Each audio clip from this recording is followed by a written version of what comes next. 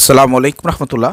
প্রিয় দর্শক, প্রাক নির্বাচনী জনমত সংস্থার একটি জরিপ রিসেন্টলি ফাঁস করা হয়েছে। সেখানে আগামী সংসদ নির্বাচনে জামাত কত পার্সেন্ট ভোট পাবে, বিএনপি কত পার্সেন্ট ভোট পাবে, এনসিপি কত পার্সেন্ট পাবে, চরমোনাই ইসলামী আন্দোলন মানুষ কত পার্সেন্ট পাবে, এগুলো ডিটেলস তারা জানিয়ে দিয়েছে। প্রিয় দর্শক, আপনার স্ক্রিনে দেখতে পাচ্ছেন আমাদের পত্রিকা নিউজ করেছে।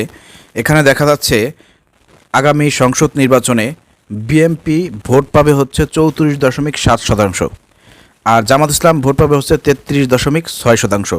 মাত্র 1%-এর ডিফারেন্স রয়েছে জামাত এবং বিএনপির মধ্যে। প্রিয় দর্শক, আপনারা স্ক্রিনে দেখতে পাচ্ছেন এটা প্রাক নির্বাচন জনমত তারা এই জরিপটি করেছে। প্রিয় দর্শক, ইতিমধ্যেই ডাকসু চাকসু সহ এই যে রিসেন্টলি যোগসু যে নির্বাচন হলো, এইসব নির্বাচনী এলাকায়ও কিন্তু এই প্রাক নির্বাচনের জনমত তারা কিন্তু জরিপ করেছিল এবং তাদের জরিপগুলোই কিন্তু সত্য প্রমাণিত হয়েছে, আলহামদুলিল্লাহ।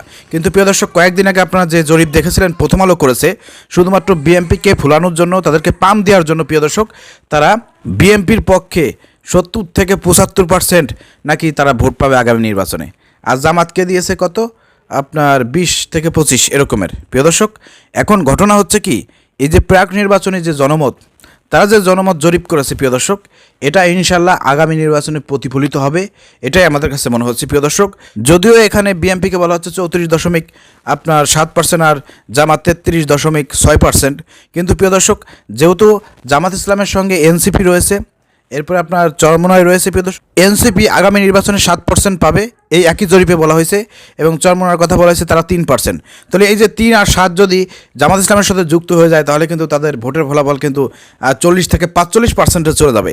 তো সেই জায়গা থেকে আলহামদুলিল্লাহ প্রিয় দর্শক, আমরা আশা রাখি আগামী নির্বাচনে ইনশাল্লাহ 50+% ভোট এই জামাত সমর্থিত জোটে পড়বে ইনশাল্লাহ প্রিয় দর্শক।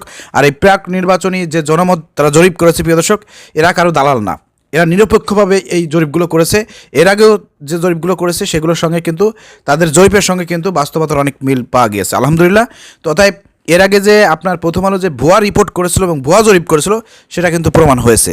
তো প্রিয় দর্শক, আলহামদুলিল্লাহ, ভিডিওটি শেয়ার করে সবাইকে দেখার সুযোগ করে দেন।